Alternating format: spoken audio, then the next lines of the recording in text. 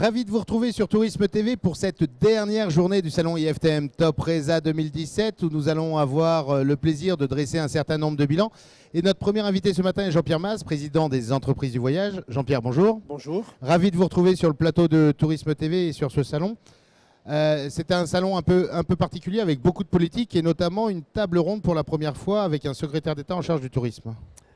Oui, on a vu le secrétaire d'État auprès du ministère des Affaires européennes et des Affaires étrangères non seulement visiter le salon, s'intéresser à l'activité touristique, s'intéresser à la promotion de la France et accepter de débattre avec les professionnels alors qu'il vient de prendre ses fonctions, qu'il ne connaît pas, qu'il n'appréhende pas parfaitement tous les sujets, mais qu'il a eu l'humilité de le dire.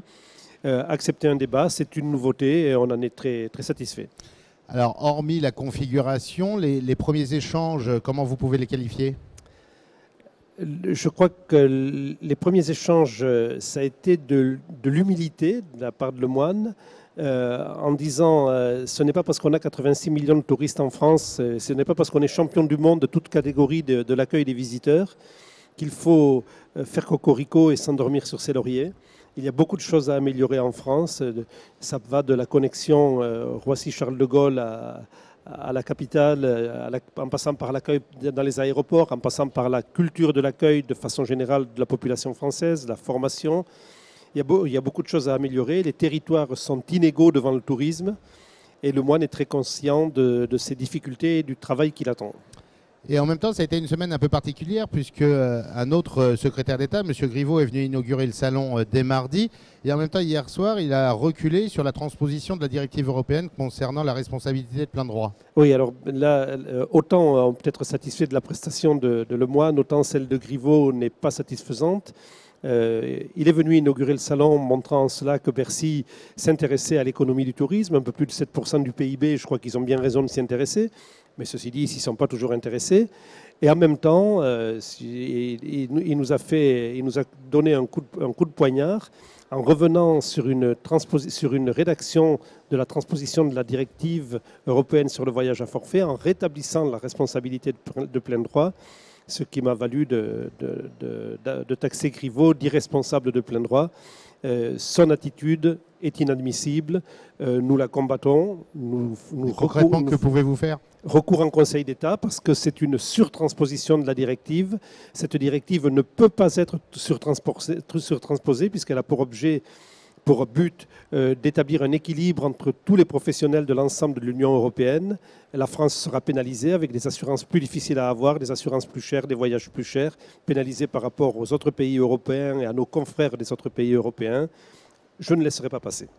Donc affaire à suivre dans les prochains jours et les prochaines semaines. Parlons un petit peu du salon. Comment avez-vous vécu cette édition ?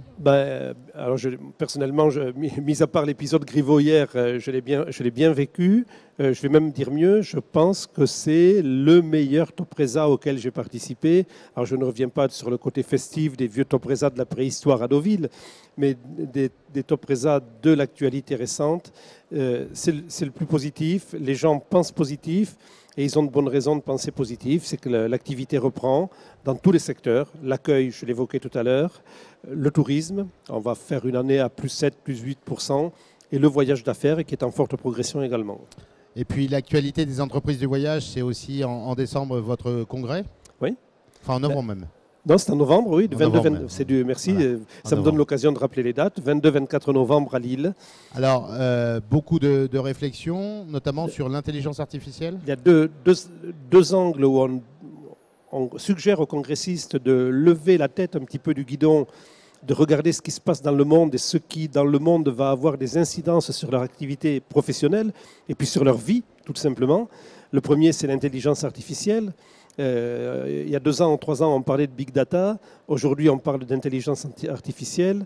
C'est l'intelligence de l'ordinateur, plus rapide, plus efficace, avec un traitement de plus de données pour progresser seul dans sa réflexion, si j'ose dire, et certainement dépasser la capacité de l'homme. Ça, c'est le premier point. Et le second, c'est la façon de repenser l'entreprise, de revoir la relation au travail des jeunes générations et des générations de façon générale. Et puis, pour incidence, le nouveau code du travail, qu'est-ce que ça va changer dans notre vie? Et puis après, il y a des ateliers extrêmement pratiques qui traitent du quotidien des agents de voyage, des professionnels du tourisme et du voyage. Donc, n'oubliez pas, Lille en novembre, Noël en décembre. Jean-Pierre, merci beaucoup. Et puis, au plaisir de vous retrouver prochainement sur Tourisme TV pour suivre l'actualité et bien sûr votre congrès. Merci et bonne vie à Tourisme TV. Merci.